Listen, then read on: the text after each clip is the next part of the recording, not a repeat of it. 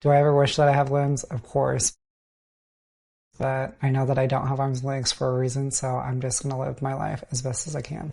I've definitely had to push myself mentally to be able to get to where I am today. There's always people doubting me. And I am just trying to live my life as independent as possible. I think some of my biggest proudest moments in my life would be learning how to walk, learning how to get myself dressed, going up and down the stairs, getting into my wheelchair, taking my own notes in school, graduating. I always put it on timer mode, and I just hold it. Hanhart syndrome is a birth defect that affects less than 1 in 1 million people here in the United States. Some of the common signs are a small or undeveloped jaw, missing fingers or toes, or no arms and no legs. And clearly that is my circumstance right now. I was born without any limbs.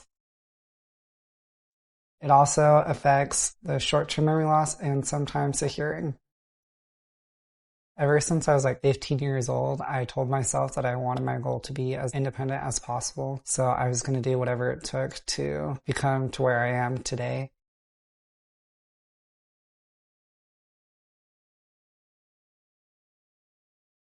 I have 9 brothers and 4 sisters, and I'm the only adopted. People always tell me, you can't do this.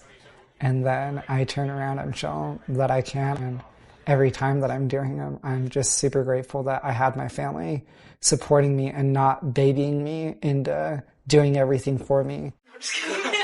I'm just kidding. And there were so many times when I was younger that I didn't understand why they wouldn't just do it for me. Like, I have no arms and legs. Please just do it for me. I don't want to do it. And they'd just say, no, you can do it. You'll figure out a way. And my mom says that to me all the time now. The biggest concern as a parent, obviously, was how do we raise a son with no arms and legs to be independent? Worked hard with Gabe to help him overcome different challenges and handicaps and to help him be independent.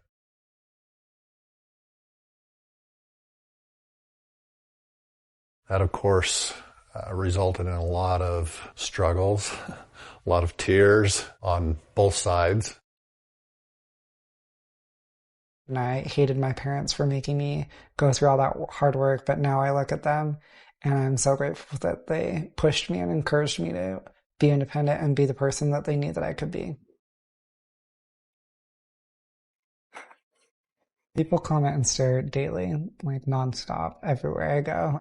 Bullying definitely is still an issue, but it's something that I get to choose on how it affects me, and a lot of times I don't let it affect me. And there was times where he would come home and he was just like completely, miserable after that day because of how much he got picked on. He's super big and tough in his, inside, so he's like not going to tell me who's doing it and who's saying what. A lot of times I'd cry about it, and in my younger years it was hard trying to find real friends because you never know if they're just being my friends because they felt bad for me or if they just wanted attention from being my friend. When I finally made friends in high school, I was learning that they didn't care that I didn't have arms and legs. They saw me as a person. It's gonna be great. I just felt carried away, that's all. Well, how's it taste? I first started dancing when I was in the 7th grade. I told myself that I wanted to try out for the talent show. I didn't tell anybody that I was trying out just because I wanted it to be a surprise. So I tried out and I made the audition and I went home and I told my family and they're like, what did you do? I was like, no, really, I danced.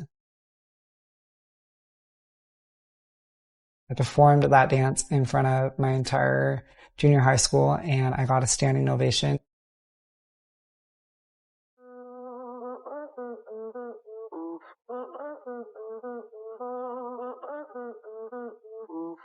That was just a huge eye-opening moment that this was something that I could do, that I wanted to do, and that if I just pushed myself, I could definitely do it. And now now I'm doing benefit concerts and helping raise money for people with sicknesses. I've been doing speaking for almost 4 years now. It's pretty crazy with all the places that I've been able to go to and meet so many amazing people and hear their stories and hear how I've been able to help them. One of the common questions that I get would be, is your life hard? Do you wish you had limbs? My response would be, no, my life isn't hard. Life is only hard when you make it hard. If I'm going to make it hard, then that's on me. I'm just like everybody else. I'm bound to have my down days. And when it does happen, there's always a voice in my head saying give up, and I have to fight that voice all the time.